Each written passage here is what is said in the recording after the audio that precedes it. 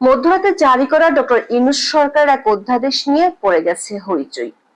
কারা বীর মুক্তিযোদ্ধা এবং কারা মুক্তিযোদ্ধার সহযোগী তা নিয়ে হাজির করা হয়েছে লেজে গোবরে এক অধ্যাদেশ। হুলস্থুল বেঁধে গেলে দোষ দেয়া হচ্ছে দেশের একাধিক প্রথম সারির গণমাধ্যমকে। আমাদের অনুসন্ধান বলছে প্রায় 4 মাস আগে এই অধ্যাদেশের খসড়া তৈরি হয়েছিল।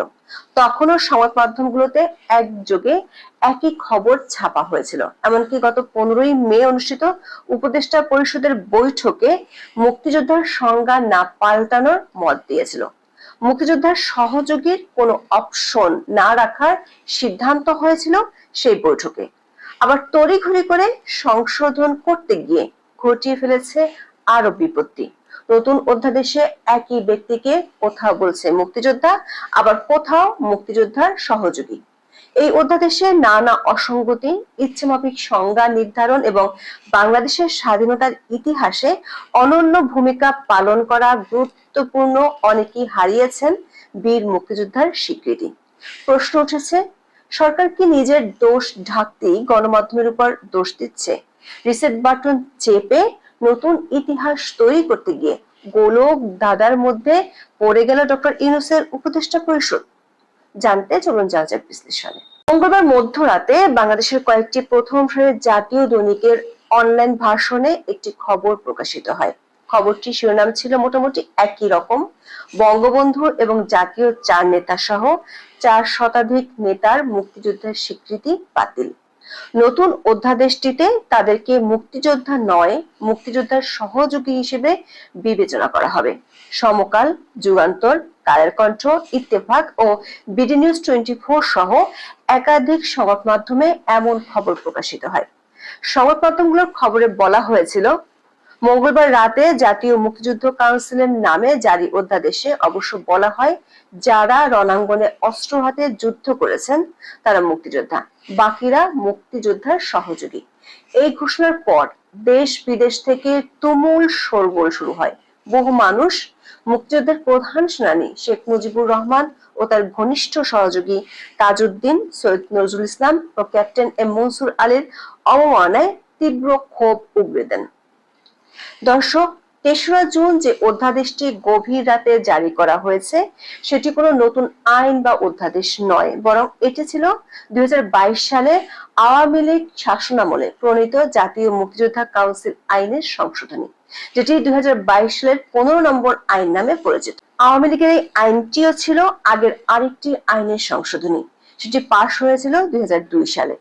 2022 সালের আইনে বীর মুক্তিযোদ্ধার সংজ্ঞা থাকলেও 2025 সালের মধ্যরাতে অধ্যাদেশ এর সঙ্গে প্রথমবারের মতো যোগ করা হয় মুক্তিযোদ্ধার সহযোগী ক্যাটাগরি। আর এই ক্যাটাগরিতে এমন অনেকের নাম এসেছে যারা আগের সংজ্ঞায় বিবেচিত হতেন বীর মুক্তিযোদ্ধা হিসেবে। এখানেই তৈরি হয়েছে মূল বিতর্ক। প্রশ্ন উঠেছে, নতুন এই ক্যাটাগরি তৈরির প্রয়োজন কেন হলো? আবার এই ক্যাটাগরির যে ব্যাখ্যা আইনে দেয়া হয়েছে সেটা কিভাবে নির্ধারণ করা হলো? কারাই বা এটি ঠিক করলেন? সেটি খোঁজ করতে গিয়ে বের হয়ে এসেছে বেশ চমকপ্রদ তথ্য।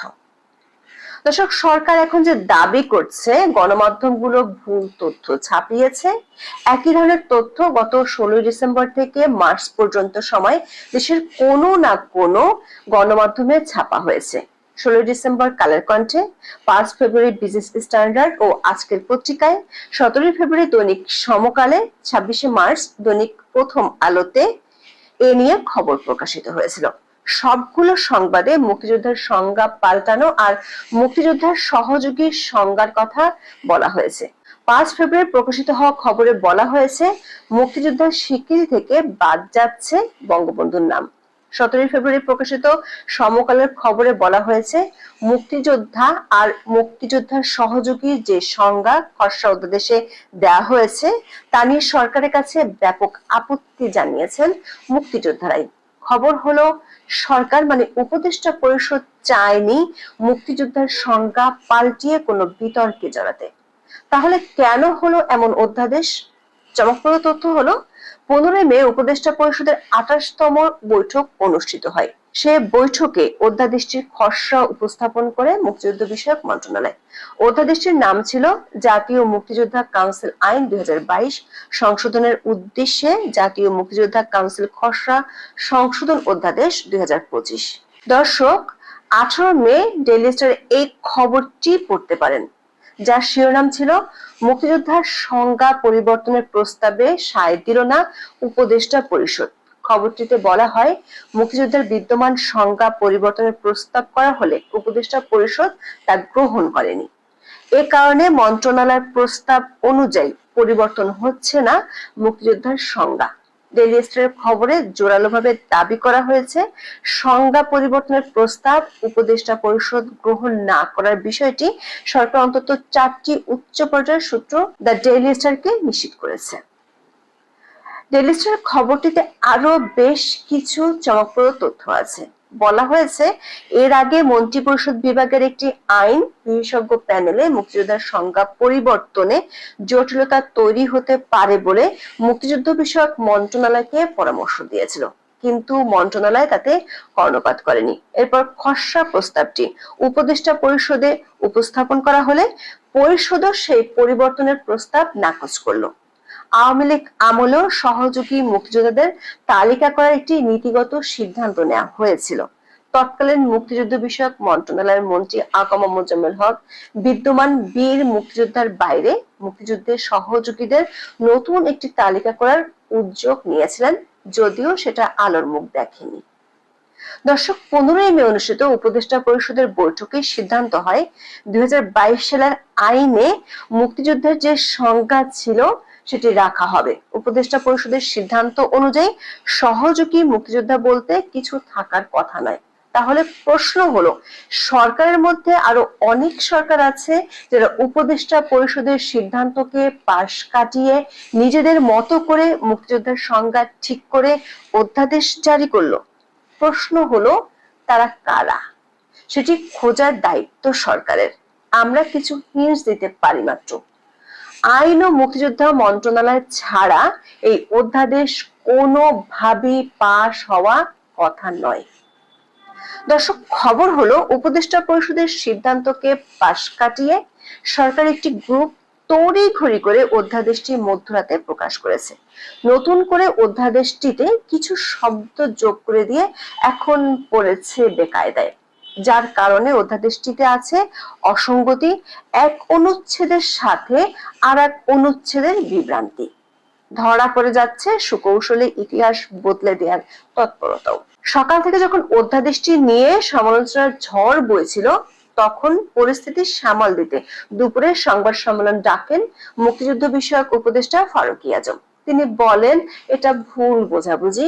মুক্তিযুদ্ধের সময় 1971-এর 10 এপ্রিল গঠিত মুজিবনগর সরকারের সদস্যরা বীর মুক্তিযোদ্ধা হিসেবে বিবেচিত হবেন। অন্যদিকে মুজিবনগর সরকার গঠনে যারা সহযোগিতা করেছেন তারা হবেন মুক্তিযোদ্ধার সহযোগী। ওই সরকার গঠন করা হয়েছিল মুক্তিযুদ্ধ পরিচালনার জন্য। জনাব ফারুকী আজম দাবি করেন, সরকার 1972 সালের মুক্তিযোদ্ধার সংজ্ঞাতে ফেরত দিয়েছে। দর্শক, আমাদের বিশ্লেষণ হলো, তার এই দাবি বিভ্রান্তিকর। কারণ নতুন অধ্যাদেশে মুক্তিযোদ্ধার সংজ্ঞায় কি আছে সেটির সাথে 1972 সালের আদেশের সংজ্ঞা মিলিয়ে দেখলেই বিষয়টি পরিষ্কার হয়ে যাবে। নতুন অধ্যাদেশের 2 নম্বর ধারার 10 নম্বর অনুচ্ছেদে বীর মুক্তিযোদ্ধার যে সংজ্ঞা দেওয়া হয়েছে, সেখানে বাংলাদেশের স্বাধীনতার সংগ্রাম যে একটি জনযুদ্ধ ছিল সেটি অস্বীকার করা হয়েছে। মুক্তিযোদ্ধার স্বীকৃতি হারিয়েছেন